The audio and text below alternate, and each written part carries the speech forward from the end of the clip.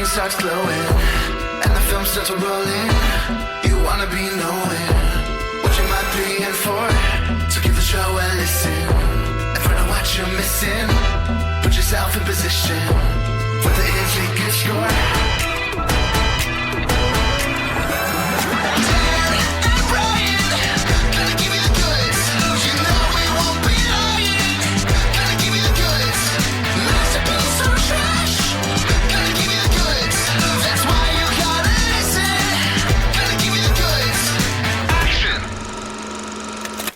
Hey listeners, welcome to the 234th episode of The Goods, a film podcast.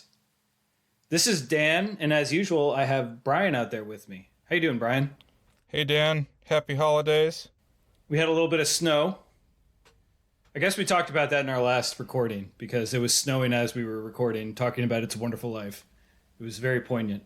Yes, it's a bit of metagaming, a peek behind the veil, but I think this is the closest together we've recorded 3 episodes. It's been like, 5 days, 3 episodes. Something like that, because we had to fit various schedules and we wanted to hit certain episodes before the year ended. But I'm extremely excited because we have on the podcast today a guest and someone that we've never had on the pod before and someone I am excited to have with us. And that is Brennan Klein. Welcome, Brennan. Hello. Thank you for having me for your 234th episode anniversary extravaganza.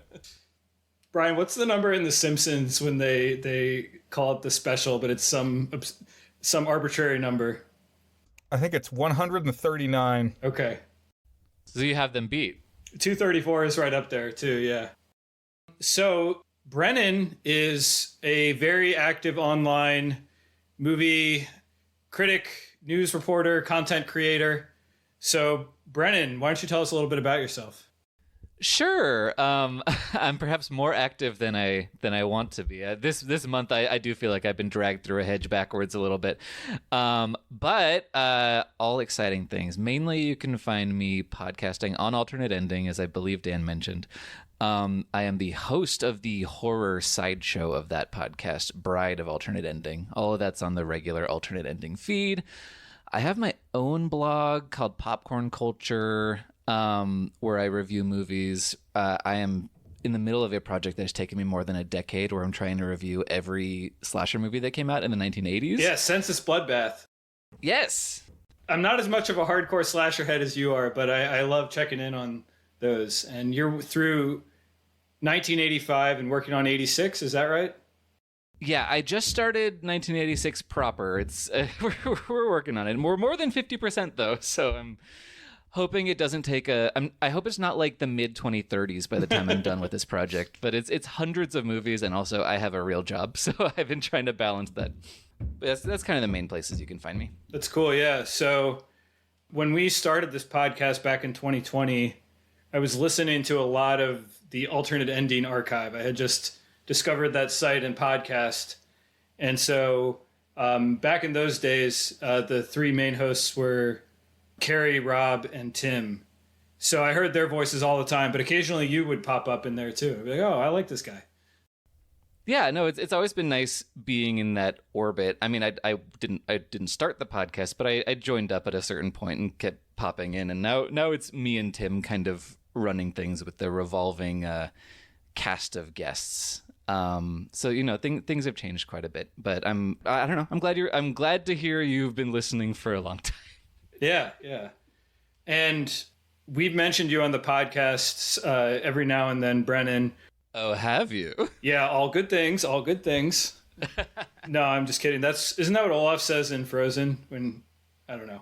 Anyways, one was back in 2021. It was actually our second spooky season, because our first spooky season, we were just kind of getting things going because we started in September 2020.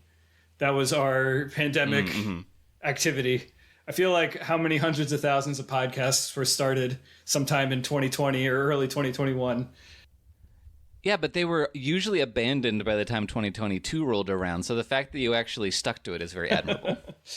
But I asked you to recommend someone who is just starting to get into slashers. What would a good watch order be?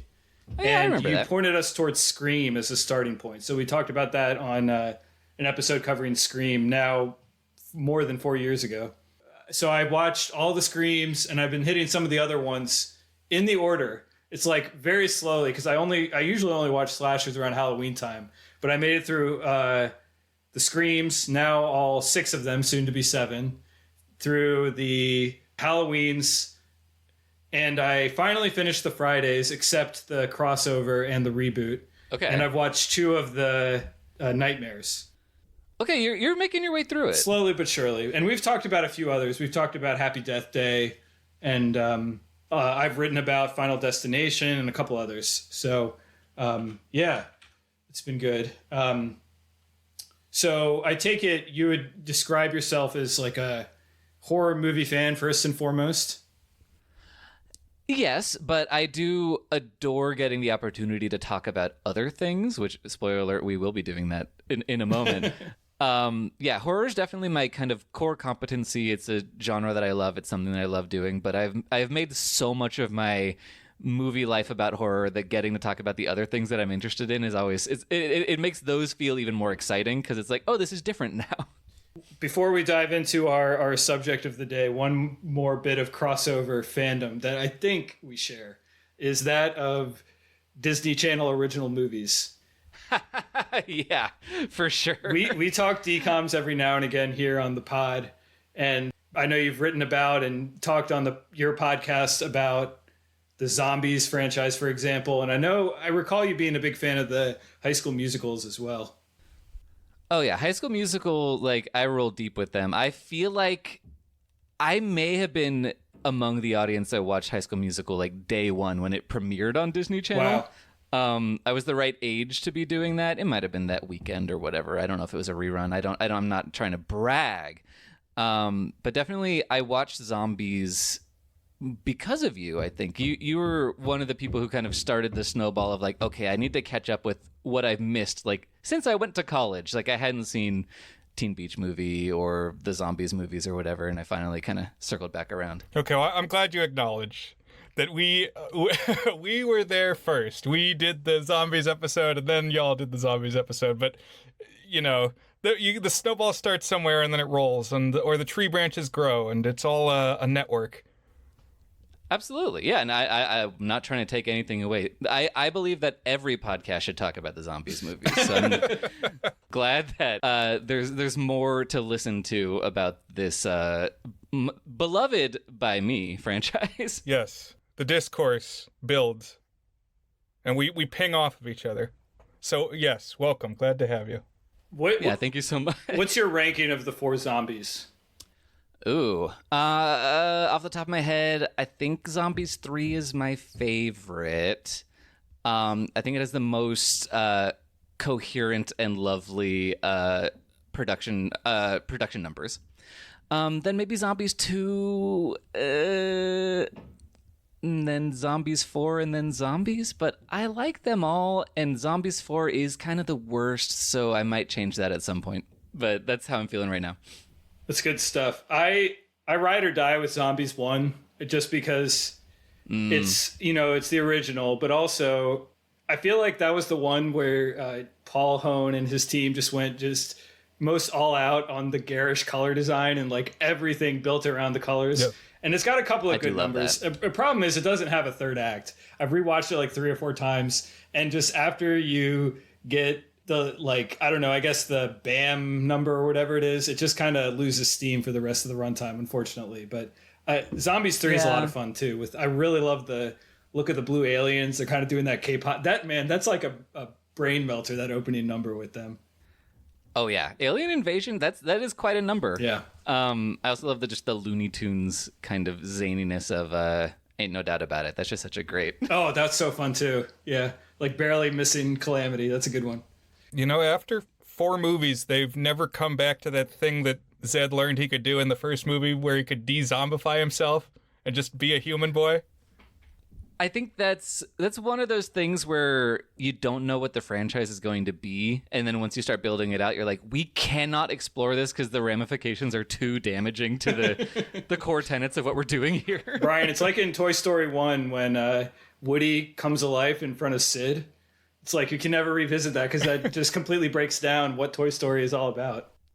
Yeah. We're not going to revisit whether or not Zed can pass. Yeah, well, and it's not even passing. He just like kind of more or less becomes a human. And that is, I would argue, pretty damaging for your already tenuous racial allegory. Yeah, zombie conversion therapy. Yeah, it's not great. Z-face or something. Wait, no, I guess it's the inverse of that. Human face. Something like that. People do appropriate zombie culture throughout those movies, though. So I do think that some of the subtext that they're trying to do kind of lands a little bit, even though it's not consistent. I agree, particularly when you consider that the audience has not read a lot of like theory on racial identity and stuff, you know, like history.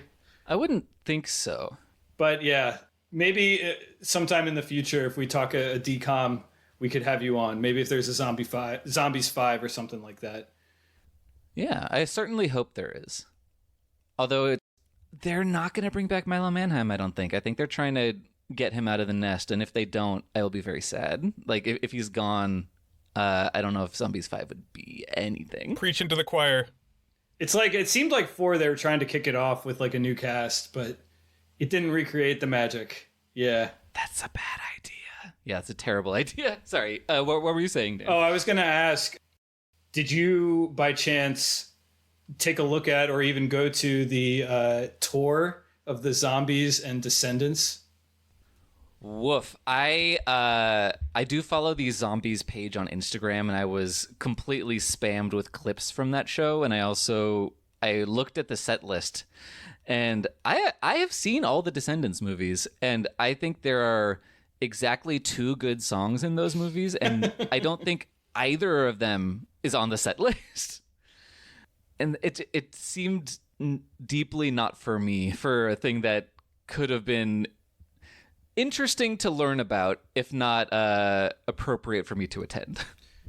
Both my daughters really like both Zombies and Descendants, and we brainstormed trying to go because there was 2 showings that were each about like 2 hours drive from where we live, but they were like shows at 7, and our girls get ready for bed at 7:30, and it's like more than an hour drive each way, you know, almost 2 hours each way. So it would have been quite the ordeal, and not cheap either. So we passed on it, although I have a little bit of regret, but just a little. As you said, didn't have the A stuff there. Yeah, and all of the people on stage are either the new gen or just like random supporting characters. It just was kind of ramshackle, that whole situation. But what we're going to be talking about today is a Christmas made for TV or made for streaming. I think this debuted on TV. It's a Lifetime, yeah. Romantic comedy. So, Brennan, tell us a little bit about your relationship with this type of holiday rom-com. The Hallmark-like, I call them. Yes. Well, one of the things that I have the deepest problem with as a movie fan is that there is something kind of endlessly compelling to me about these mediocre holiday movies that like Hallmark and Netflix and Lifetime are kind of pump out. I think Lifetimes tend to have a little more texture. They tend to be a bit better than the Hallmark ones, which is kind of saying something. But I've been thinking about why I am kind of endlessly compelled by this, and then stuff that's deeply mediocre, like the After franchise. And I do think, to me, it's kind of an anthropological study in watching heterosexuals try to understand themselves and display what heterosexuality and romance look like in that sphere, and almost always, in my eyes as a gay person, getting it completely wrong. Like, it doesn't look like it doesn't resemble anything like romance as I understand it, and heterosexuality as I have witnessed it in real life. And it's just always there's something very strange and interesting about that to me. It's like you're at a museum or something and like watching a recreation, but one that, you know, it doesn't really have too much life to it sometimes. Yeah, and certainly with the Hallmark ones because they're so, polished and squeaky clean. Yeah. But yeah, there's something, I don't know. I don't know what other people get out of it, but that's kind of what I get out of it. What strikes me is how many they make, that there's like 15 new ones each year. Did you say 15? Okay, what's the real number, Dan? I mean, I've seen I don't actually know. I would say 15 from each studio. So if Hallmark's doing it and Landmark's doing it and whatever, Lifetime. Hallmark makes probably a couple dozen a year, if not more. They crank those babies out. Yeah, I think I remember reading, and I don't. This was a few years ago, but it was across the 2 Hallmark channels between October and middle of January, it was going to be 45 or something insane like that. It's why are you doing 45 of those? Jesus. Yeah. It is a full-time job if you do want to keep up with those. I mostly don't with Hallmark. I dip in from time to time, but Netflix I try to mostly keep up with, unless it's just desperately uninteresting, which the last couple of years have kind of been. But whatever. Okay, well, whether it's 15 or whether it's 45, what is crazy to me is if you look at the posters for these films and the titles for these films, you'll get lost. This is pre-AI. But that's the feeling that I get, is that these were made automatically based on pattern recognition of past installments. Oh yeah, it is, and they're also airbrushed too. They don't look like real people. Procedural generation is what I would call it, like a Minecraft map. But look at these posters. Look at a wall of these posters, and it's always a couple in red and green. And I came in this week ready to say the woman in red, the man in green. Not always the case. Sometimes they change it up. I saw a good bit where it was man in green. No, that's the same. Man in red, woman in green. But then I saw a couple where they were both wearing red. And even the rare instance where they were both wearing green. Double which green. I think is pushing the boundary a little too much. We're not trying to reinvent the wheel, people. So, Brian, I read an article about this. And this is what the article claimed. And is that when you think of posters, most posters are designed for quote unquote real movies to be seen at movie theaters or places in a way to get you interested in that movie specifically. But in Hallmark and similar brands with these holiday ones, it's almost the opposite. It's it's designed for you're flipping through a list of streaming things, or you're channel selector on DirecTV or whatever you use, and you're supposed to just immediately recognize that oh, it's one of those. So the fact that they run together is actually not a bug but a feature. It's designed so that you see it and you're immediately am I in the mood to watch a vacant holiday rom-com? Yes or no, and then you can click play on that one. It doesn't even really matter who stars in it, what the premise is. They're pretty much all overgeneralizing the same texturally and narratively and thematically. I mean, pretty much. Some are better than others, but yeah, they are quite literally cookie cutter. And there is a Hallmark movie called A Cookie Cutter Christmas. On the nose. And you mentioned over-edited or over-filtered. And this poster in specific have you said the title yet? I'll say it now in case I haven't, and that is Dear Christmas from 2020. Yes, that's the one we're focusing on this week. And their pupils on the poster are really small. Yeah, I did not recognize Melissa Joan Hart. So she's one of the stars. And the other star is Jason Priestley. I think that's how you say it. I'm not 100% sure. But they are both, like many of the people who star in these movies, veterans of TV shows who found themselves kind of underemployed after the TV show ended. Maybe they were deficient in some sort of acting talent, or maybe they were too tightly associated with the brand, or maybe they just had bad luck. But whatever the case is, they find second lives in these streaming movies and these kind of cable TV pipelines. Yeah, and it can be really hard to shake off a long-running character.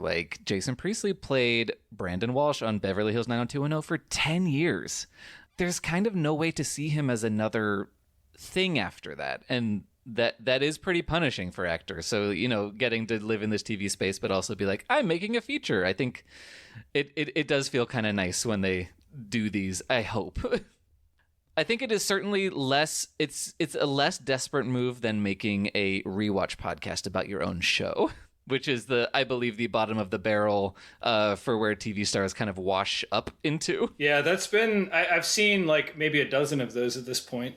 And it makes me a little bit sad. It's like Will Friedle from Boy Meets World. I love that guy, but it feels like you're selling out when you go and do your rewatch podcast or something. Yeah, and they make a lot of money, or at least decent money, or at least get attention. There are levels of things. Like the Office ladies are making a lot of money. Wow. And they are a little better than doing a podcast. There's a notable sense of them like stooping a little low, whereas like Zach Braff doing a show about Scrubs, it's like, yeah, that might have been your option at this point. Other than cameoing in every other Bill Lawrence show that he makes, Of course. And now they're bringing back Scrubs, so good for him. Yeah, I heard about that. Right. Do you know, are they retconning season 9 for the new Scrubs show? I don't know if that's strictly necessary. Okay. Because there's not a lot going on with those. Like the few characters who return, they could have just been like, oh, they go back to the hospital after teaching at med school. Like it wouldn't be that hard to just ignore it without specifically retconning it. So for a layman, what happened at the end of Scrubs? I know very little about Scrubs other than the executive producer of the show went to William and Mary. Oh, okay. Well, in extreme brief, Scrubs is a comedy about people who work at a hospital. The final season, they were trying to do that thing where they're like, we're passing the torch to a new generation. It's like the legacy sequel of the television world. And it takes place at a medical school. There's a whole new crop of characters, and there's like 2 returning cast members from the original show to kind of be like, it's still Scrubs, but everybody watched it and said, no, it's not. No, thank you. And the end of season 8, really, it feels like a series finale. And so this is kind of like a tacked on thing. And yeah, to my experience, widely reviled by fans of the show. Yeah. But these people who kind of come onto these Hallmark movies, I'll just say Hallmark, know that I mean not specifically Hallmark. Lowercase h. It has the hallmarks of a Hallmark. In some ways, the fact that they're like a familiar face known for like a certain brand, like the TV reruns brand is again, it's appealing. You don't have to shake off what you were. Yeah. And so we have Melissa Joan Hart, who was Clarissa Explains It All. She's also Sabrina the Teenage Witch, right? Yep. Yes. So I watched some of her growing up. 90210, I've seen smatterings of. So Jason Priestley plays, I understood him to be the goody two-shoes type character. Oh, yeah. AKA the annoying scold. I watched Dear Christmas with my wife, and I found the YouTube clip of May the Bridges I Burn Light the Way and showed that to her, which is, I think it's like the 2nd or 3rd or 4th season or something, but it's Luke Perry has a meltdown and delivers this iconic line. It's not actually Priestley delivering the line, but he appears in that scene anyways. So any other preliminary thoughts, or should we jump into what happens in this? Although if you've seen one of these, you kind of know what's coming. Well, I think the thing to talk about immediately before we kind of dive into this is the fact that this is one of the very, very early into quarantine COVID productions. It was shot in Lake Tahoe in, I believe, July of 2020, and it premiered in the winter of 2020. And this is why I brought this movie to the table. I am kind of obsessed with the way that we talked around COVID during COVID productions in 2020. Like Zoe's Extraordinary Playlist season 2 was kind of like this also. And so this was a movie that I had not yet seen and really wanted to, because I'd heard that, I don't know, I was just curious, like, what does this movie look like when they are making it in the middle of like raging pandemic, but trying to pretend that it's not happening? And I think that adds a new texture to these like very, very smooth and textureless genre movies. I want to shout out, we did an early episode on High School Musical, the series. Nice. The show on Disney Plus. Like one of the day one shows on Disney Plus. Brennan is acquainted. Yes. Yes, I thought he might be. And then the second season was produced during COVID, and there's like, they don't acknowledge it, so I guess this was a timeline where COVID didn't happen, which we can talk about in relation to this film. But there's one episode of the season where like everybody has to go home because like the generator goes out at the school or something, and then there's like a week-long break, and they're doing Zoom meetings and stuff. And it's like, oh, they're acknowledging it, but not exactly. Yeah, they're like, and that is something that happens in this movie too. But it's just something that's so fascinating to me. And I feel like I'm sure that episode had to come about because like somebody actually got COVID and the production had to shut down. So like, how the fuck can I cuss on this show? Yes. Okay, great. Just how are we gonna make this show work? To the point that Brennan made about the COVID-ness of the filming of Dear Christmas, making it feel a little different from the normal fare. I completely agree, to the point that this feels like it was shot on an alien planet. Like, this is just the most surreal one of these that I've ever seen. Like, it almost plays as parody at times. Yeah. It's kind of insane. And you don't think about the fact that you're used to seeing extras in movies until you don't see any extras in a movie. And you're like, why are they in an empty warehouse by themselves? Like, this just does not look or feel like a human operating on planet Earth in a developed society. Yeah, it very much feels like the rapture has already happened. But for some reason, maybe it's a reverse rapture and the Christians are the only people who got left behind because they are very intent about Christmas, but there's nobody else on the planet. Because it does also kind of feel like, because they're constantly talking about like Christmas parties that are happening just off screen, like just over there. And it kind of feels like a shared delusion that they all have, that people do still exist. And the only way that they can continue to live on this barren wasteland is to pretend that there are others with which they can exchange Christmas cheer. A new headcanon for me is that they're like patients in a mental asylum imagining this together, but they're all like in the same padded room or something.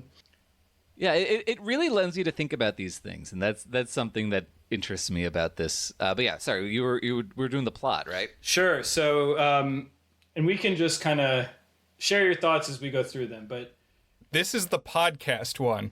Yes, it's about a podcast. Like we have a podcast, right? So Natalie Morgan, that's the Melissa Joan Hart character. She's the host of a podcast about falling in love during holidays called Holiday Love.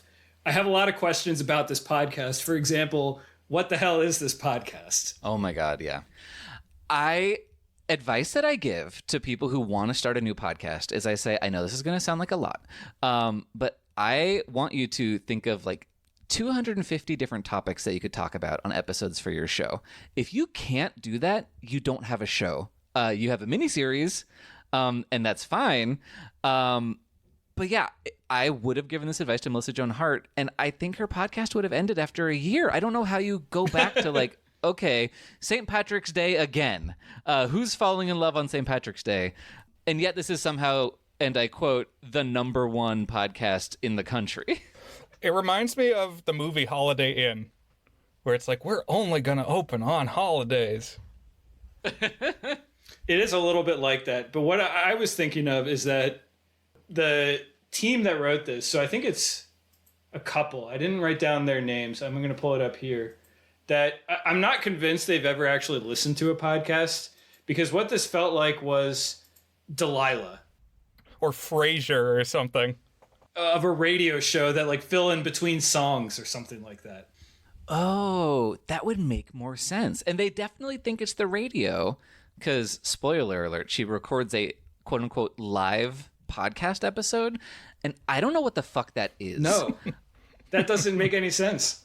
I don't know what they think it is, but it is not how anything works. So I've heard of live podcast recordings, like if you're a big enough podcast that you have an audience who would pay tickets to go see you in a theater, Like I've listened to podcasts where they'll do that and then they'll record what goes on in the theater and then release it. So it's like live in the sense that it was performed in front of a crowd, but she's just sitting in her room.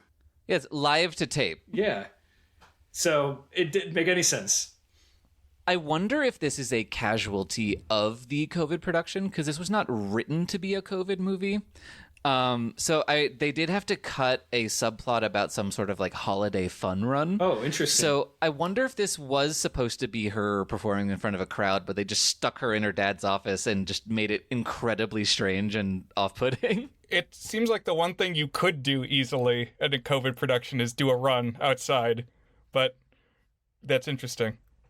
All right, so the team that wrote this, I assume they're a married couple. Keith and Juliet Giglio, Giglio? Giglio? Sure, yeah.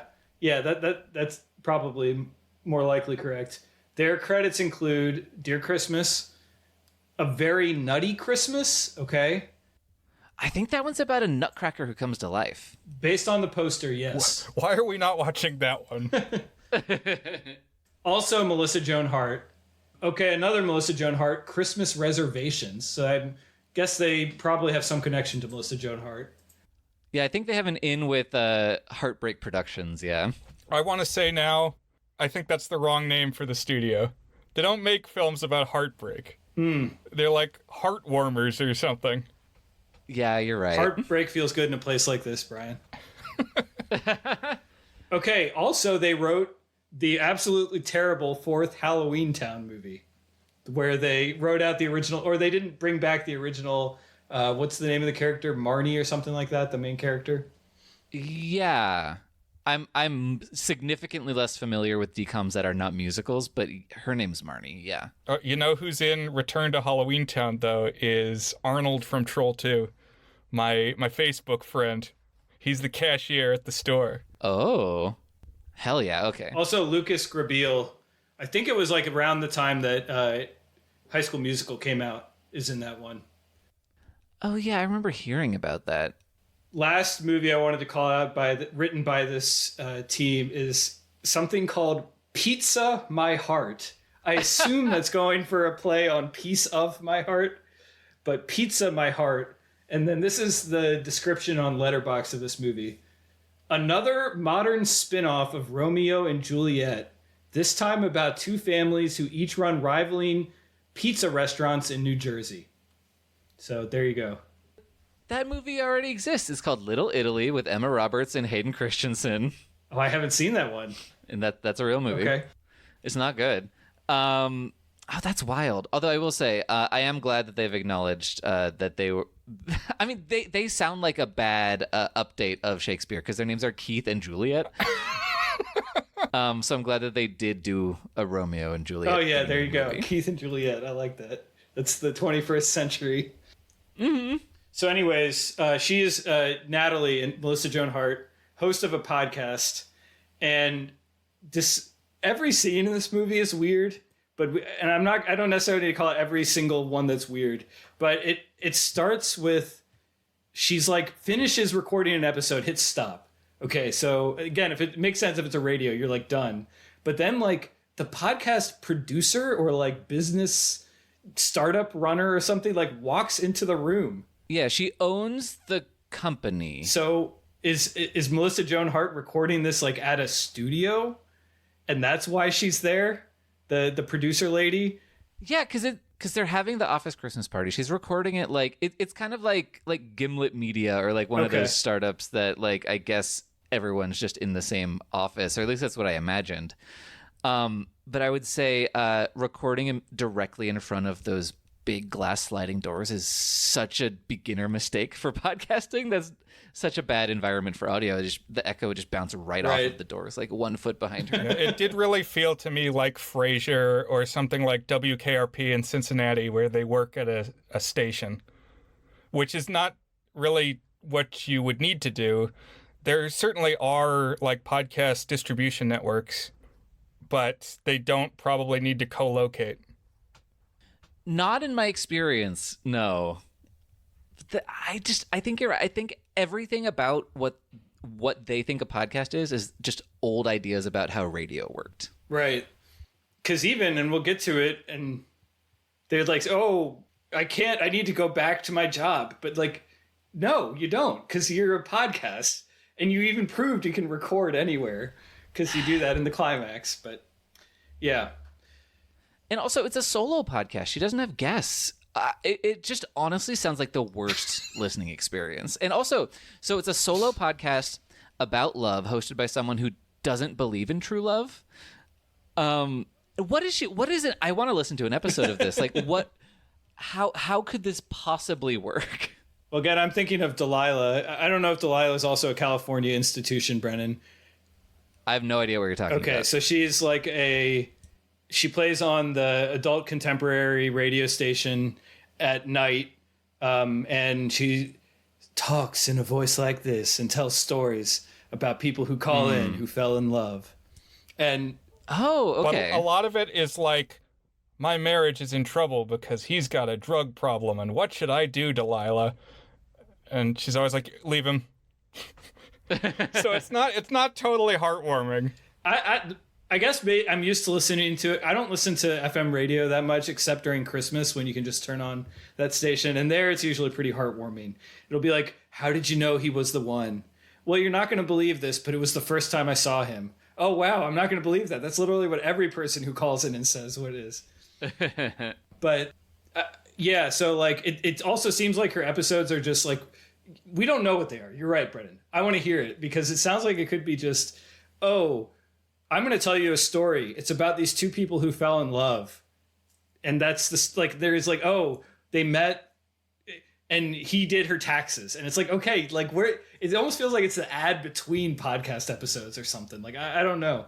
Doesn't make any sense. Yeah.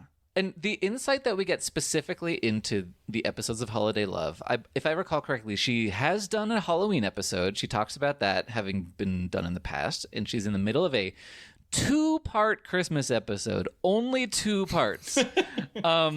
Is this a weekly podcast? This is a bad idea.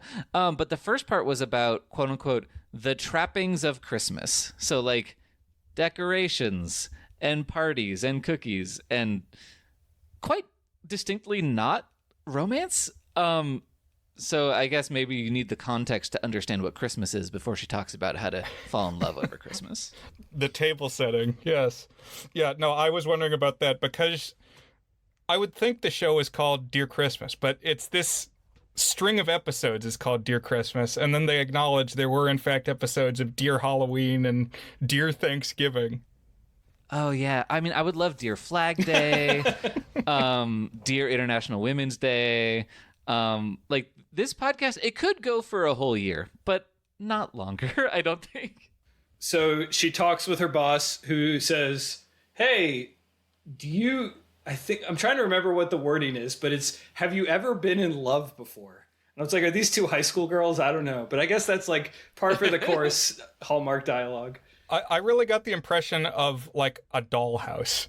Like this is somebody playing with dolls. Oh, it kind of is. Yeah, it's kind of like it's written by a child is what it feels like. And she's going to be going to see her parents. I think they say where it is. Is it like... It's Lake Tahoe. Oh, it's Lake Tahoe. Okay, there you go. Which is where Melissa Joan Hart was living at this time, was in Lake Tahoe. Convenient. When you make the movie, you get to do stuff like that. Is that in California, Lake Tahoe? Nevada. It's the border of Nevada and California. Okay. Yeah. I've never been there. Have you been there, Brian? I have. My aunt has a vacation home on Lake Tahoe. Gotcha. Oh, very nice. Yeah, Lake Tahoe is great. I've only been there once. My sister got married there. But yeah, it's quite nice. And while she is driving there, she gets a flat tire and pulls on the side of the road, which happens to be like this Christmas decorated house. And a tow truck pulls up to help her. And out comes Jason Priestley. And we learned that his character name is Chris Massey. So Christmassy. He's Mr. Christmas. That's his nickname. But they do call attention to it, and I'm not sure I appreciate that because I love a dumb romance hero name, and I'd love to just have it be sitting there and not lampshaded. Oh, just let it dangle. Yeah, I like that. I agree. I think my main complaint about this movie is everything is laid out for you too soon. It's like, okay, he's Christmassy, and that makes him Mr. Christmas, and they're into each other right away. Yeah, there's really no conflict. There you go. Yeah. Except that, like, she's like, I'm shy or something. Yeah, so I watched this movie with my wife, and we were maybe halfway into it, and she said, I'm confused what the conflict is. Like, what is the thing that's holding them apart? Why are they not already together? And the answer is, we don't have an answer. There is nothing keeping them apart. Because what is the stereotypical explanation of a Hallmark movie? When people are being derogatory towards Hallmark movies, they'll tell you what the plot is every time. It's that the woman goes to her hometown and she meets this guy in flannel, but she's like a high-powered career woman, and often she has a high-powered career boyfriend back in the city who's like, he has expectations of her. But she finds this hometown hunk standing by the side of the road who wears a plaid shirt. And okay, yeah, we got the plaid shirt guy, but she has no connections really to any person or place because she's a podcaster and she's single. Yeah, and that would require them to have another cast member in their bubble, and they just couldn't afford it. But yeah, no, you're right. It's baffling. There's kind of nothing, and this is something that we'll get to later. Can I jump ahead very briefly since we're on the topic? Yes. Okay. So, like, the big emotional thing. So all of these movies have, like, right at the beginning of the third act, the couple has a conflict. It's whatever is the thing that's the wedge between them comes to a head. They have a fight. They're separated. And then there's a grand gesture, and they come back like 10 minutes later. And then they reunite, and they're together forever, happy ever after. But that moment in this movie is he invites her to the fireman's ball, and she can't go at the time that she said she would because her sister's in labor. And it's not like, oh, my phone died, I can't tell him. She calls him, says, hey, I can't be there right now, my sister's in labor. And he's like, oh, okay. And he just kind of mopes for several hours. I'm like, guy, go to the hospital. Like, help them out. Like, spend some time with her. Like, they act like this is some sort of emotional impediment. And the idea that her sister's like, no, go to your dumb fireman's ball. Like, no, just bring everyone you want to be there to the hospital. It's so easy. Right. I just don't understand. Like, this kind of feels like it could have worked better if this did take place in the world of COVID era 2020 of, like, you're not allowed in the hospital if you're not directly related. But also still emotionally just doesn't, there's no way to make it make sense. I'm with you. Around this same time, there's also a point where Melissa says, this is moving too fast. And it's like, well, what is? You're not really touching each other, or like, what boundary has been crossed here? It's like you went on 2 dates and he wants a third date and you guys are 44. This isn't, nothing about this is fast. So you're right, Brandon, that's like the plot point that where they have some sense of it didn't go exactly as planned. Except even that's silly because she's like, oh, I'll be there a couple hours later because her husband's going to be here to take her to the hospital. And then she goes a couple hours later. I would be like, I just can't do it tonight. Sorry. And go to the hospital, like you said. But then the emotional one is, oh, this is moving too fast. And as Brian said, that seems to basically be saying this relationship is going well. That's our conflict. It's like, things are good. Oh, I hate that. Boy, this is really driving us apart, how well this is going. And the conflict could be a thing that is present in the movie, which is that he's kind of creepy and keeps just showing up at her house for various legitimate reasons. But he keeps being like, I'll see you tomorrow, and not telling her why or what the context is. Like, that's pretty creepy. Like, I might need some time to get over that. Yes, I'm glad you called that out. This recurring bit where he says, I'll see you tomorrow. And then she says, you sound pretty sure about that. And then he says, pretty sure.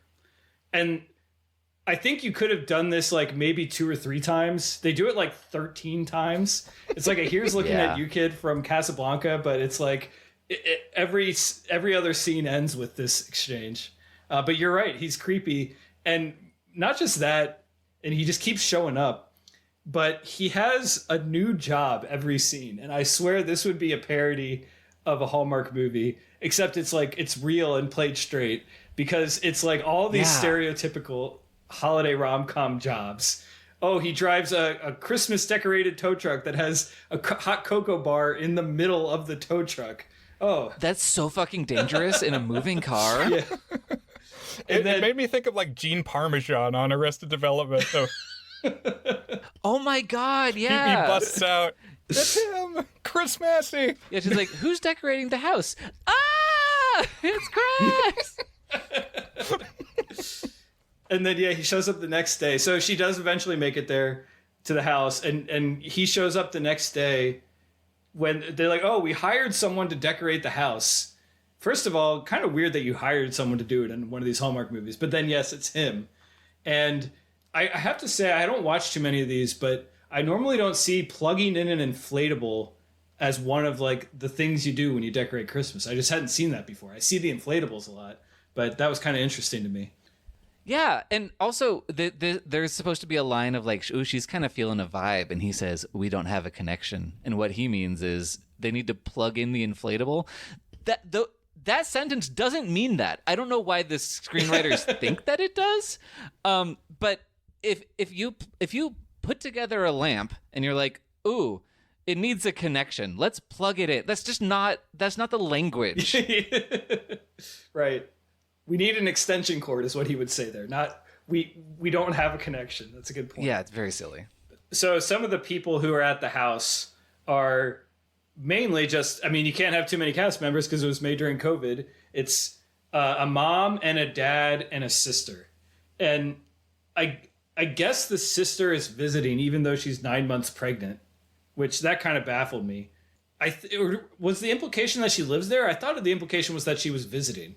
I don't recall. I think... Yeah, I can't remember if they say, but she is married, so I would think they live somewhere else, but I don't know. But her husband's like out of town, like doing something. So maybe she's living with the parents, but she has a place in town. Like, if we have to split hairs. I'd buy that. Like, maybe. But another thing is, she is played by Nikki Whalen, who... apparently, I've seen her. She's apparently in the second Halloween by Rob Zombie, Halloween 2. Ugh, woof. Okay. And a couple other things. She was in a Malick movie, Knight of Cups. But she's notably like 15 maybe years younger than Melissa Joan Hart. Oh my God, yes. They seem to acknowledge this, but it felt like just a strange situation. Like, okay, I'm 16 years older than my sister, but I'm the oldest of 6 and she's the youngest of 6. And this is just 2. And it really feels like they're much more than a decade apart in age. So I didn't quite know what was going on there. Yeah, I mean, that can happen. And both of her parents are like kind of older parents. So like it kind of makes sense that this could be the configuration. But yeah, that divide does feel, I mean, it's just one of the many things where everything about the movie just feels slightly off and peculiar. The mom is played by an actress named Faith Prince, who I thought looked familiar, but I don't know if I've actually seen her in anything. And then the dad is played by Ed Begley Jr., who shows up in all sorts of stuff. Yeah, he's in lots of things. Yeah, you can't keep him out of a movie. I think his breakout was Saint Elsewhere 40 years ago at this point, probably. But he's everywhere. I think of him in... Party Down is probably the thing I've seen him in most often. Rewatching that episode about the where he has a connection with Jane Lynch and they're at like the old singles mingle. Oh yeah, I'm pretty sure that's him. I could be wrong. I think you're right. It's been a minute since I saw season 1, but yeah, he played the dad in The Page Master. Macaulay Culkin's dad. Oh yeah, he's all over like legit movies and TV movies, and he'll just pop up in anything. I saw him recently in that Kyle Gallner kind of like thriller, Strange Darling. He has a good role in that movie. Oh, he's in that. Okay. Mm-hmm. He's in Pennsylvania 5000 with Jeff Goldblum. Oh my goodness. I mean, I will say, Ed Begley Jr. I think is a reliable presence, but in this movie, I feel like he forgot how to act. he is the most checked out of like any actor I've seen in a long time from anything. He's like reading the lines, like it's like he's trying to not have any cadence on what he's saying. Oh yeah, no, my note I wrote down is like, it's like he's acting one word at a time and isn't thinking about how any of the words are connected into a holistic sentence or idea. I wonder if COVID was really like fucking him up, and he was just like, I cannot focus. Like I'm here, I'm making money, but I my brain is somewhere else. Well, I would extend that note to not in exactly the same way, but like the entire cast. There's a bizarre energy in this film that helps make it feel more alien. Not just the fact that there's no extras and the cast is really tiny, but like the chemistry is just so weird.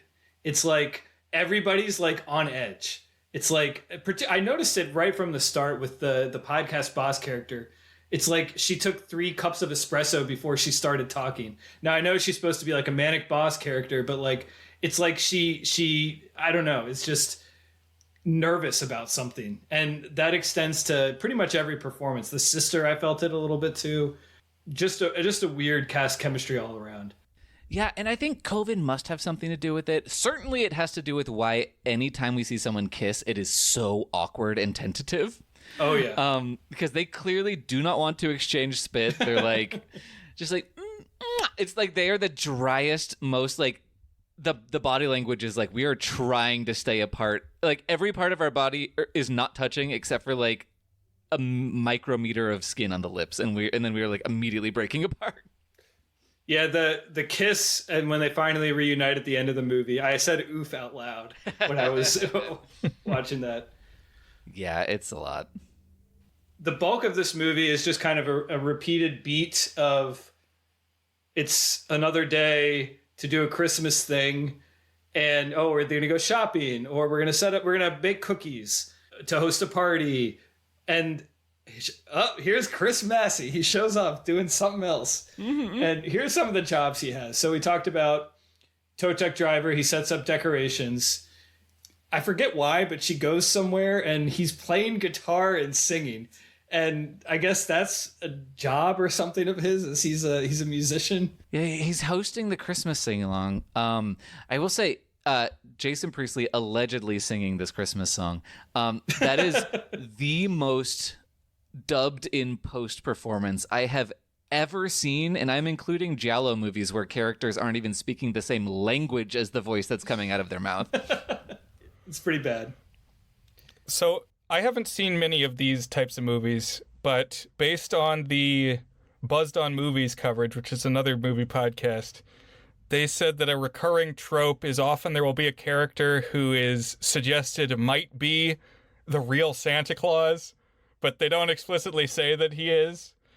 I was getting that from this dude, that he's always aware of what's going on, and he can be everywhere, and he has a beard, and he's Chris Massey. Huh. I mean, that is a common trope, the Santa Claus thing, but it's usually like some helpful old guy who's like, the airport's that way, goodbye, and then they turn back and he's gone or whatever. So it's a little different. I wasn't thinking that, but he is like full on the spirit of Christmas. It lives in him. Right. Yeah, he's kind of like the almost borderline parody of like a Christmas hunk, like the type of guy who appears in these. Oh, it has the quaint hometown job, except apparently he's got 7 of them here, not just 1. Yeah, and I do not think that is an accession to COVID at all. I think that's just baked into what the script of this is. It's very strange. But yeah, what does he do during the rest of the year? Like, does he work, or does he make all of his money in December and then just kick back for the rest of the year? And I guess, he has to like support his sister-in-law and her kids. Like, he's talking about her all the time. That's very peculiar. Yeah. Another one is, so they're one of the days they're going to host a party, and the party is, I was trying to parse this one. They said it's going to be catered with fried chicken made by the firemen. Yep. Ding dong. Oh, the firemen are here.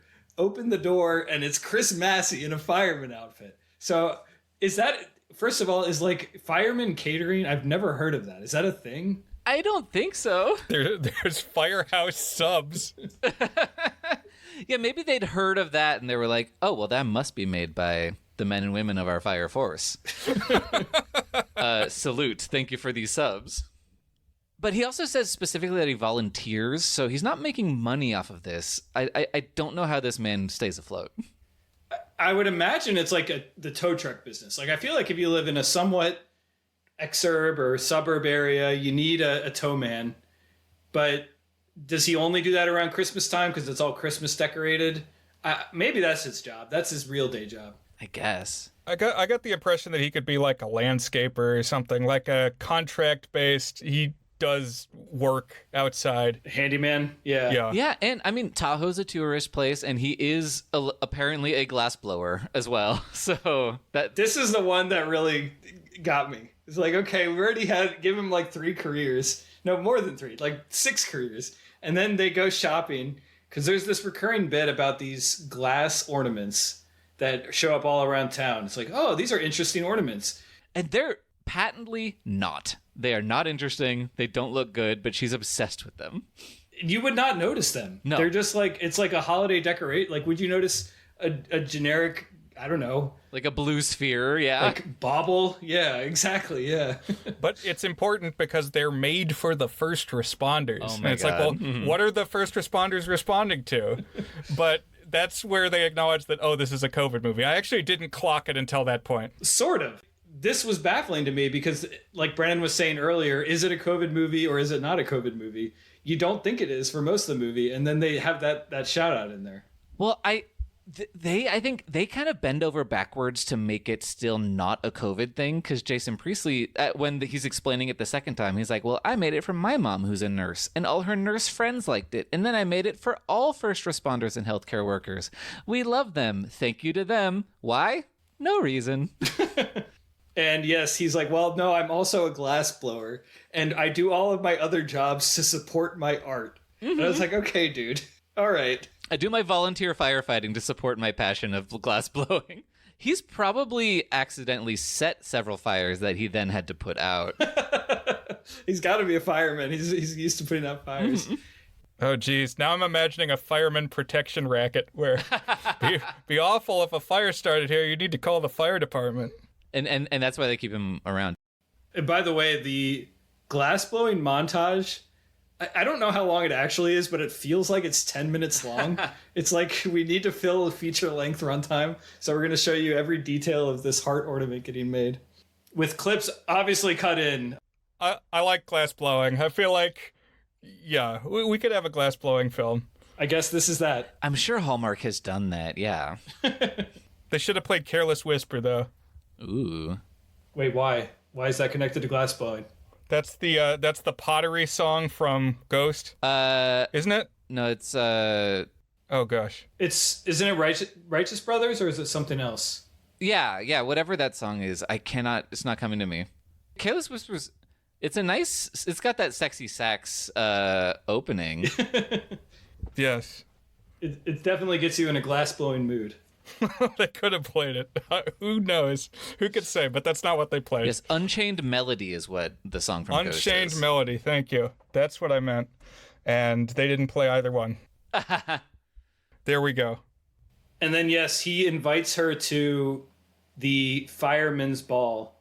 We've talked a little bit about the cast chemistry, but Brennan, what did you think specifically of the chemistry between the leads that we had, between Melissa Joan Hart and Jason Priestley? Oh, it's such a bummer, because I would I say that either of them are like terrific actors? Maybe not. But I like 90210. I think Jason Priestley is charismatic as Brandon Walsh, and I think that's maybe why people overlooked why that character is so fucking annoying.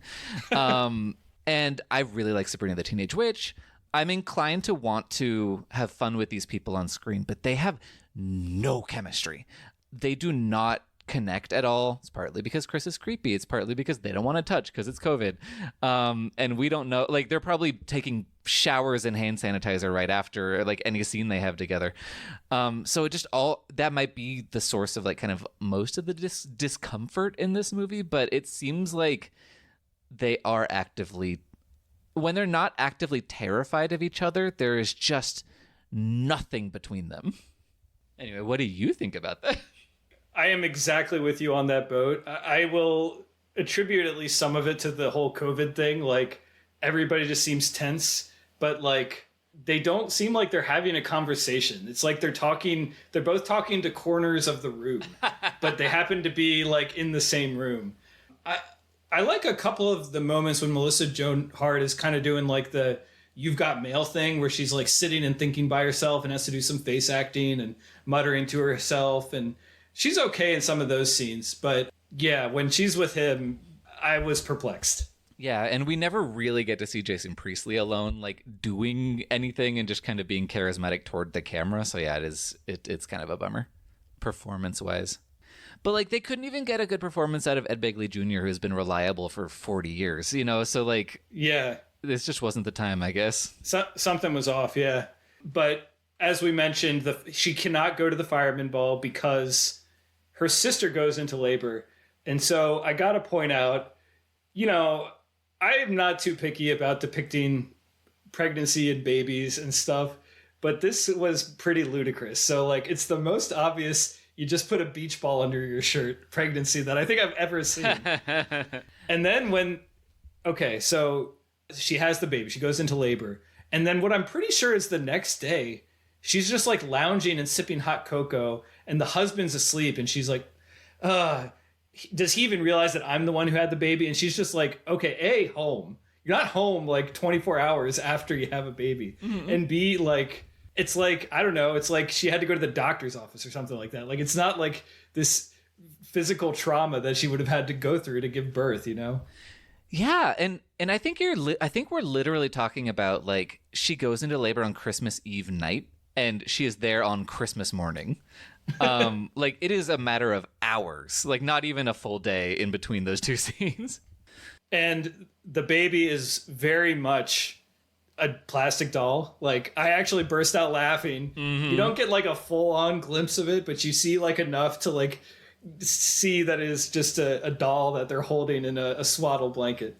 And that was very funny to me. Yeah, I don't know why they committed to showing that sliver of a face. Like, just keep that thing facing away from the camera. That's just the only way to do it. Like, what they did there is one scene where they go shopping and there are quote-unquote extras, which is, like, two people in the background facing away from the camera because they're clearly wearing masks, but they don't want us to know this. So, yeah, just...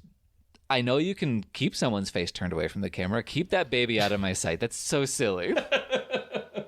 The one anecdote about myself I wanted to share is, so they make a joke, the husband is sleeping because he had to stay up all night with the baby.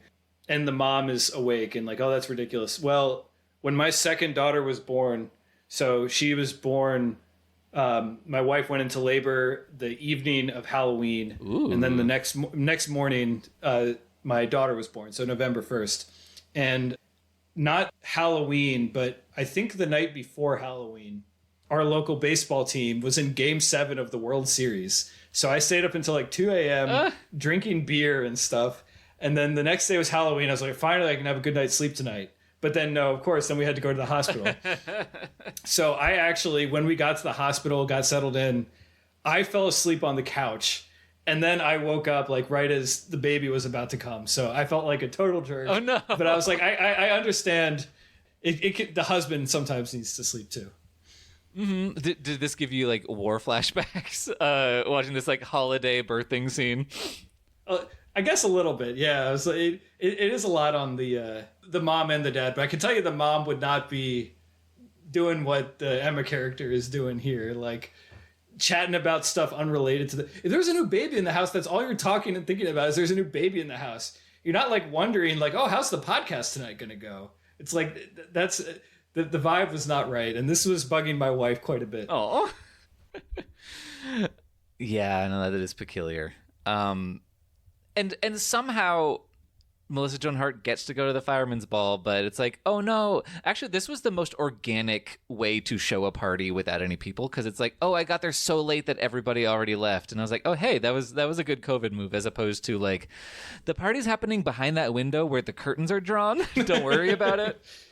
It still felt fake, though, because it's like, would literally every other person leave the ball? And it's like, what, isn't there going to be someone to like clean up after the ball and stuff? But so it's just the two of them. Dan, that's Jason Priestley's job, obviously. I guess so. Yeah. Some of the dialogue in this movie is so bad that it just, I don't expect these movies to be high art, but one that made me laugh was, so it's her home, the house she grew up in, and her mom wants her to like clean up her stuff. And at one point she's like opening a box and looking at school diaries. That's a little runner throughout the movies. Her school diaries, because she knew him in middle school apparently. But the mom walks in and says, I asked you to go through this stuff, not unpack it. And I'm thinking, how can you quote unquote go through stuff in a box without taking it out of the box? You just said some nonsense words. X-ray vision. Superman. And then she explains that he's a glassblower to her family, and says, but he does all his other jobs to support his art. And then she walks away, and Ed Begley Jr. says, so how much does a glassblower make? Which I guess the joke is that, you want your daughter to marry someone who's financially responsible, but she literally just explained that it's like a money sink for all of his other stuff. So I think you already have your answer on that. He wasn't paying attention. I guess so. And also, there's that weird thing where, like, I guess both the parents are like, there's something, they're like investment bankers or something. But they're retired and they have opened this bookstore. Oh, yeah. And it matters for one scene. There's like one scene that's at the bookstore and then it's never mentioned again. Yeah. I mean, it comes back and forth, I think. Like, that's why the parents leave a lot of the times. Like, we got to go do books. That's true. Yeah. But yeah, there is just something weird about that, of like, they are these kind of like blue blood rich assholes, but that only just pops up in a couple scenes. And I will say, during that one scene in the bookstore, they're like, we put in a window display of your book. And I have two extreme major issues with this. Number one, the standee and the book display in the window are facing inside the store. That's not how a window display works. Second of all, her podcast has a book. She has this book and she's handing it out for Christmas as part of this Christmas basket. And Jason Priestley's like, ooh, what's this book? And she's like, oh, nothing. It's just a compilation of my podcast. What is that? What do you mean? Is it transcriptions of just the shit that you say about fucking Labor Day? Like, I don't understand what this book is. Yeah, that's a good question. So, devil's advocate, I guess, because she's the single host of the podcast, and again, this is very much like Delilah, but she solicits these stories that people send in, and then she like reads them. So I guess they write letters into her that she then reads, and so I guess that could comprise a book. I guess. Yeah. Yeah, I don't know. But I will say, we see her collecting these videos and watching them and going, "Aw."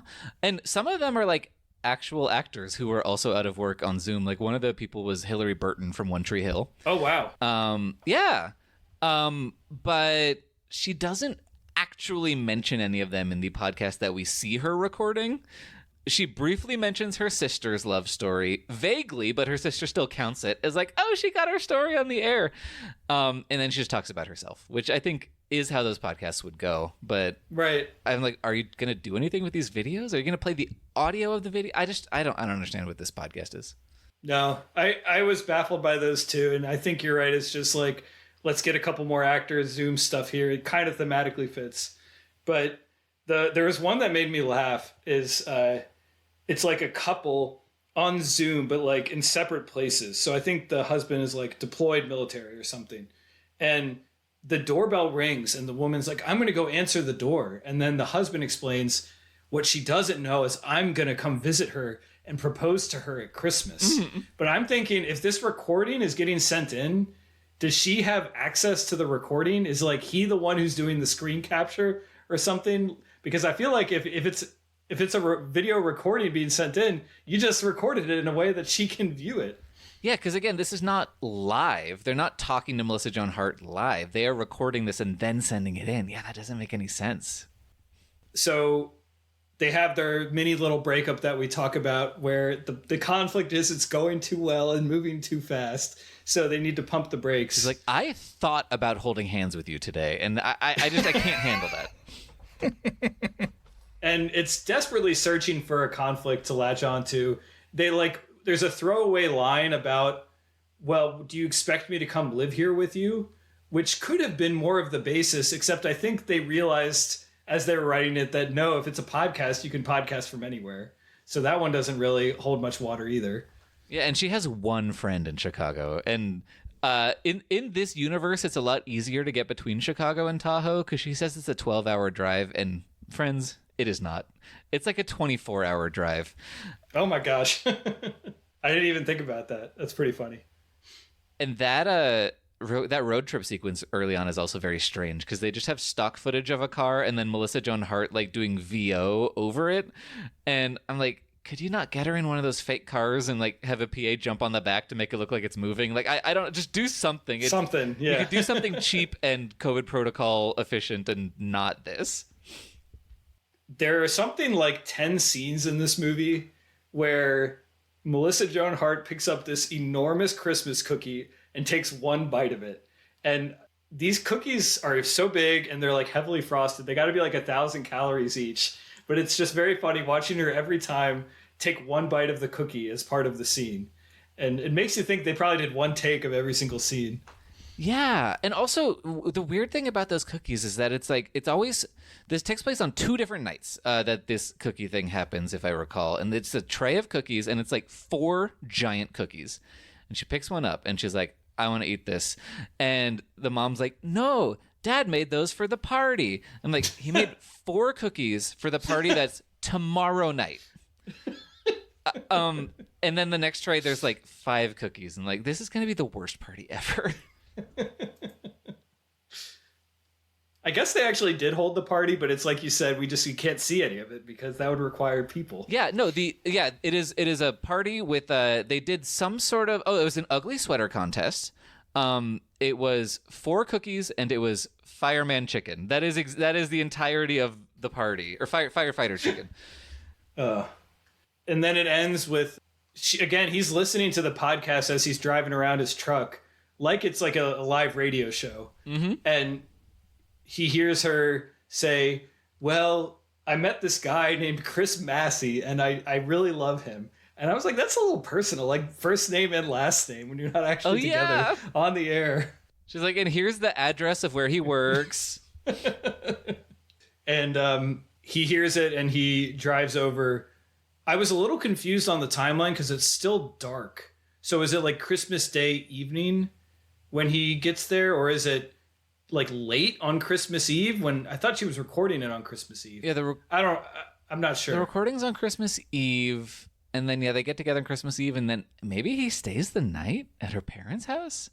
That seems like it's moving a little fast to me. I don't know.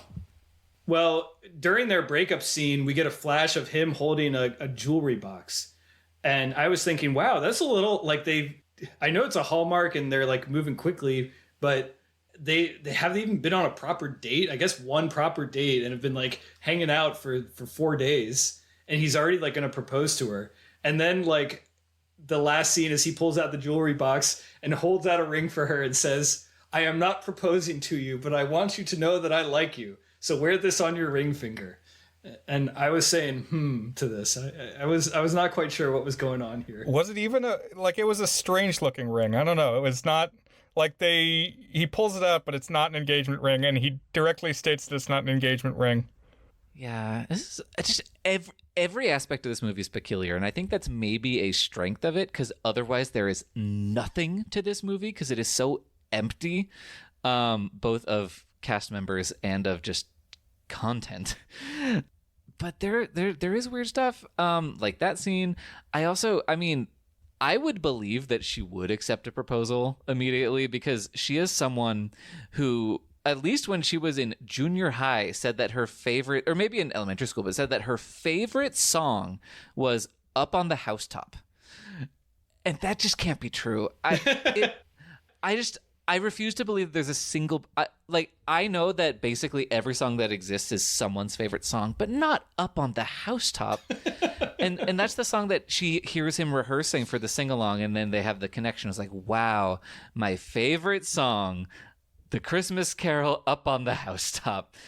And it's just so anodyne. Like, it's so basic. Like, it's just so boring and vanilla and such a weird thing to even enjoy as like a piece of art, let alone your favorite of all the songs that exist, even all the Christmas songs. So I'm just like, yeah, she'd just marry this guy right away. She has no vision. I don't think that she knows there are other fish in the sea. She's like, this is man. He wants to marry me. We'll make it happen. As far as we know, he is the only fish in the sea because, as Brennan explained, this is post-rapture, and he's the only man left on Earth. Yeah, her sister nabbed the other one, so they're lucky. They got him. Oh, there's one other, and that is the podcast producer's boyfriend. Oh, God. Which he appears... I was like, what is going on with this guy? Oh, so he's not even the boyfriend for most of the movie. It's like the head of the HR department, which, okay, yeah, how does this workplace work? But he's interested in you, which I think already bad start for the HR rep to be the one instigating relationships. Yeah, also, when we do finally see him, he is the creepiest looking man. He has this, like... I completely agree. He kind of looks like Snape. He's got, like, Snape hair. He does. It's this, like, greasy mane of gray hair, and he just kind of is staring at her, and it is very eerie. I did not enjoy looking at him. He's got, like, bug eyes, and he doesn't say a single word. He just kind of stands there like a statue looking at her. Me and my wife were laughing about this. So. Oh yeah, I think he's the ghost of Christmas Future. Okay. He's not a real HR representative, and I don't know that company's big enough to have an HR department. But I guess they are, and they have office space, so good for them. Yeah, and one podcast. So yeah. Mm-hmm. But it's the #1 podcast in the country, Dan. So she gets a big bonus check. Yeah, I guess this is a world where, in addition to most of the people being raptured, all of the podcasts have also been raptured, except for Holiday Love. Maybe this is what happens to the people who disappeared in The Leftovers. When 2% of the population disappears, maybe they go to Dear Christmas Land, and they're stuck there instead. Oh, God. That is purgatory, actually. But yes, that is Dear Christmas, a film from 2020. I am with you, Brennan, that I spent most of this recording time making fun of this movie, but it's at least weird. And that'll get you further than deeply, deeply bland, I think. Although we'll hear from my rating. I don't know. I'll be curious to see how high you're willing to go on the weirdness elevates this, Brennan. So I took one or two more notes on weird things. I know I've already brought up like 100 dumb things.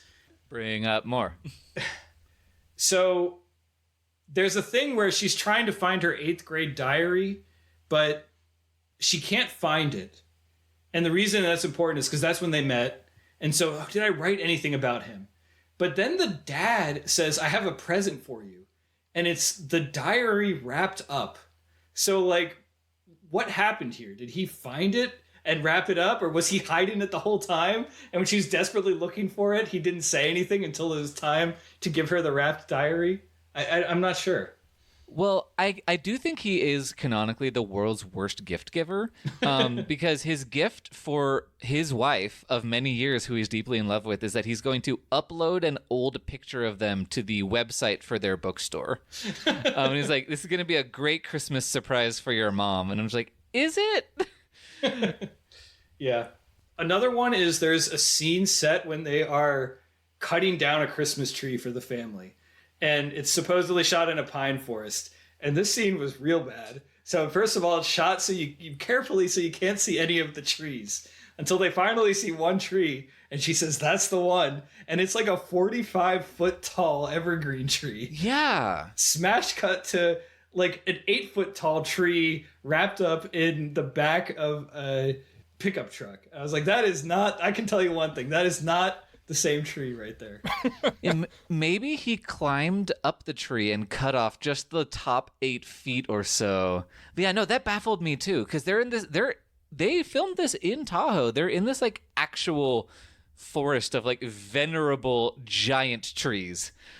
I feel like there's a cartoon where Donald Duck does that, climbs up to the top of the tree and just cuts off the little top part. But it would be kind of impracticable in IRL. For sure. Yeah, it doesn't make any sense. That's a great call. Last week, though, Dan, we talked It's a Wonderful Life, and I said how convincing the snow was, and that it really seemed cold and desolate, even if it was filmed probably in the summertime. This scene where they were chopping down the tree, I could just tell that they were hot and sweaty. And it's like, this is a 90-degree day in the summer that they're shooting this. Yeah, they're filming it in July, and it's in Tahoe, which I guess they do have mountains. They I think do get some snow when it's actually Christmassy, but they're not really pushing the snow in this movie at all. The last thing I wanted to call out that made me laugh was, okay, so the movie introduces like a bunch of little motifs about like the true love. One that I thought was kind of clever if it had been done right is she wants to see a shooting star the way that her parents did, to know that it's true love. Oh my God. Again, this basic woman. And then when she finally looks at the diary, she's written his name with all sorts of stars around it. I was like, okay, this is kind of basic, but it's at least like an idea, but it didn't really commit to it. And there's also this bit about a unicorn or something that I didn't quite understand either. And he makes a glass unicorn for her because apparently that's something about their connection too. But the one that really made me laugh is she's making notes for her podcast. And so episode notes, she's prepping. She opens up her notebook. It's like a real notebook. She's not doing it in Google Docs or anything like that. She opens up a pen and paper notebook. She writes true love and underlines it. And she's already taken up like a third of the page writing the words true love. And then underneath it, she writes the word unicorn. And then she draws an arrow from true love to unicorn. And that is the extent of her podcast episode notes. True love and unicorn and the connection between them. Wow, you really cracked it. Melissa Joan Hart, you figured out the secret of true love. Yeah, she takes a collage approach to prepping for her podcast. Yeah, no, that is so dumb. And yeah, the unicorn motif is just like, I mean, everything she says is about love, either in the podcast recording or when pontificating about it with other characters, is the most basic bland nonsense you've ever heard, where it's like, you know it, true love is when it feels easy, blah blah blah blah blah. So the unicorn thing is very much born from that, where it's like finding true love is like finding a unicorn or something. Anyways, after talking about It's a Wonderful Life, it's nice to dog on a movie for an hour and a half. So that's all that I have about Dear Christmas. Brennan, did you have any other specific or general observations you wanted to throw out there before we rate this film? I'm poring over my notes right now, and I think the one thing that we haven't talked about is a facet of why Chris Massey's hot chocolate is so good. So it has cinnamon, but also, quote unquote, hot pepper flakes. And I'm just like, you mean like the stuff that comes with your pizza? Like, I don't really know what that means and why that would be good. I mean, I know chocolate and spice work together, but the flake of it was throwing me off. Do people do this? Is this good? Maybe. What if you, well, now I'm thinking about coffee, but it's like, what if you put pepper flakes in like the coffee grinder and like it's pre the brewing stage? Okay, so you have like a mortar and pestle, like I just feel like it wouldn't dissolve very well. Like you'd be left with these like I don't know. Maybe I'm misremembering, but I thought she said a hot pepper flake singular, and that was. Oh, I think you're right. You get one. Like it's like a snowflake. Oh well, yeah. I mean, devil's advocate again. I've heard that like the Aztecs, they had chilies with their hot chocolate, but yes, but not hot pepper flakes. Like yes, certainly Latin American chocolate does include chili peppers. It includes spice, and that is something that I recognize and understand. But it definitely sounds like he tipped one of those glass jars with the metal lid from his local pizzeria, one flake into this hot chocolate. But it's bizarre, Brian, because it's like a secret ingredient that other people can't detect. Like I understand it's like, oh, the novel thing is you make it spicy, sure, but like as a secret ingredient, yeah, it's baffling. So maybe that's my summary of this movie: is it's baffling. It definitely is that. Are there other notes that you have, Brian, that we haven't covered? No, we've hit my talking points. So, Is It Good is our signature section where we each give the movie a rating on our 8-point goodness scale, ranging from very not good, which is a 1 out of 8, to our masterpiece rating, Torta Good, which is an 8 out of 8. Brian, is Dear Christmas from 2020 a Lifetime film, I think we said? Yeah. Is it good, Brian? So while I was watching this, I just kept thinking that I was far too harsh on It's Christmas, Carol, Oh my goodness. which was a Christmas Carol adaptation that we watched a couple years ago. It was made in 2012. It's got Carrie Fisher as all the ghosts of Christmas. And she's counseling Carol, who is like a independent bookstore manager. Is that a Candace Cameron Bure joint?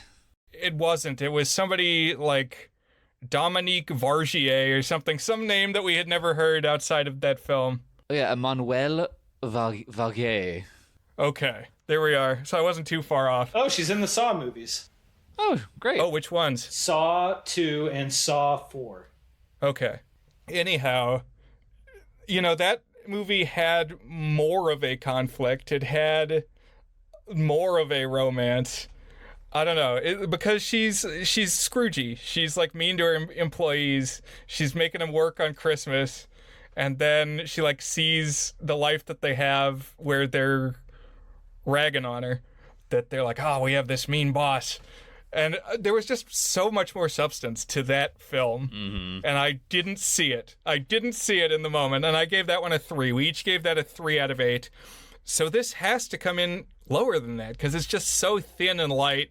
And the whole movie, I was thinking, well, wait a minute. In the opening scene, he picks her up in the tow truck, and she calls her sister and says, this guy is hot. And it's like, okay, well, you're a single 44-year-old woman. You could just make this a thing. You could be in a relationship. And I never stopped thinking that. So I'm going to give this a 2, because it had just a little bit of charm, like a single hot pepper flake of spice that it's like, okay, well, I'm never annoyed really at this movie. I was sometimes confused, but it just had a little bit more polish that I'm not going to give it a 1. I was never wondering, like, is this even a movie? But yeah, not a lot here to cling to. It gets a 2 from me. Brennan, what about you? I am right there with you, Brian. I'm giving it 2. It is not good. I think it is perhaps I think there's enough there that is bad good that it is watchable and it can be fun, especially if you are poking fun at it with a friend or loved one. But without the added texture of the COVID bits and that kind of meta-narrative weirdness about it, it's just such an insipid nothing of a movie, which that was disappointing to me. There's just like really not even a story. It's just there, just sits there and flops around. Where are you at, Dan? So when the movie wrapped, I asked my wife what she would give this movie on the Is It Good scale. And she said, if that movie is not a very not good, then I don't know what a very not good is. What is a 1 out of 8 if not that? And I said, I think there's something to what you said, and yet I cannot get there with you. Because it is just, I was kind of smiling just because the experience of dunking on a dumb, generic film brings some satisfaction.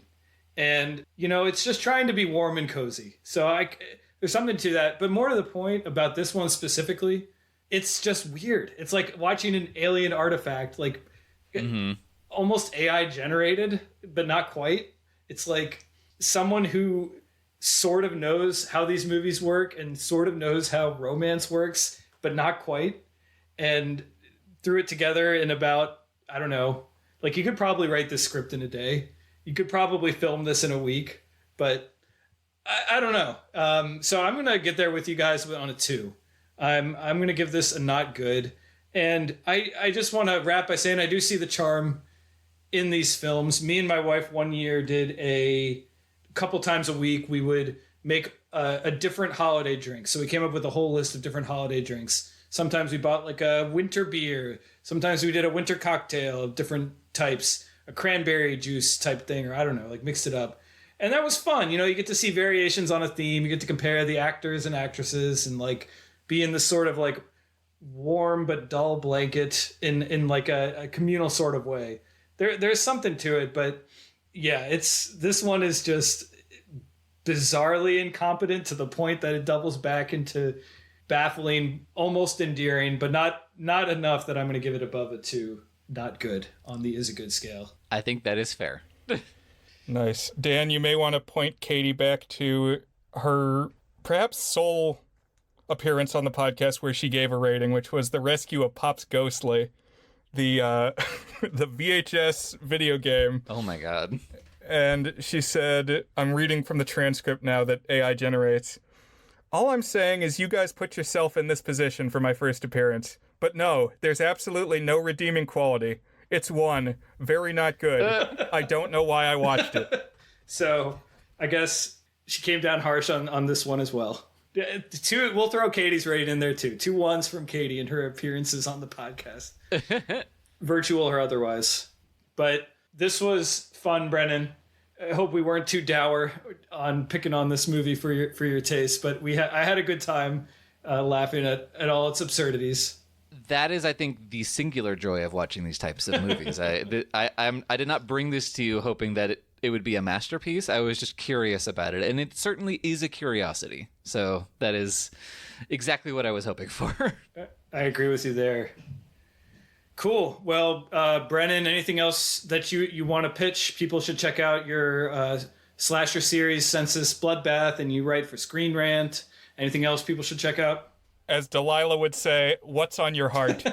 Oh my goodness. I don't know about on my heart, but yeah, you can find, I write and podcast in a bunch of places. You can find the alternate ending at alternateending.com.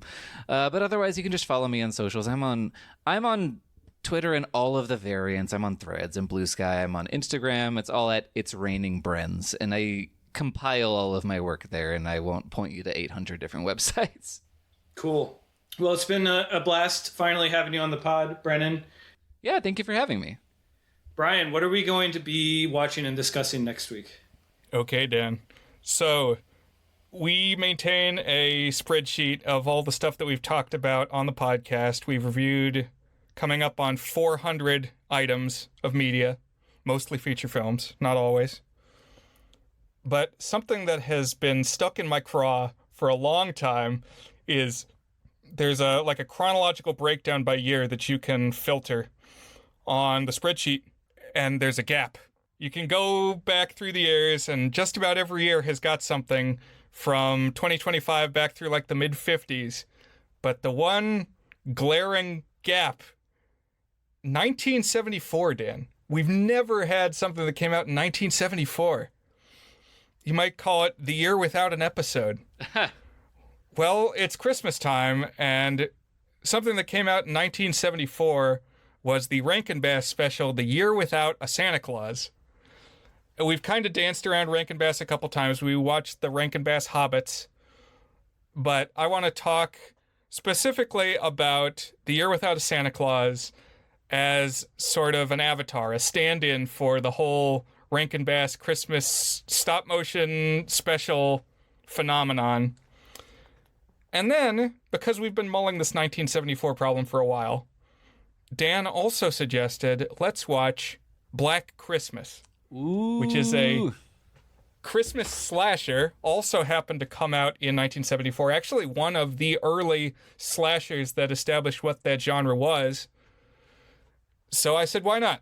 Let's do both. Let's have two very different Christmas films from 1974, and we will finally, listeners, fill that gap. I love that. Black Christmas, incredible movie. I'm so excited for you to watch it. Thanks. I've never seen it, so I am also looking forward to it. And I guess I'm also looking forward to the Rankin and Bass one as well, Brian. So, no, this will be fun. We've talked about the year thing on the Discord.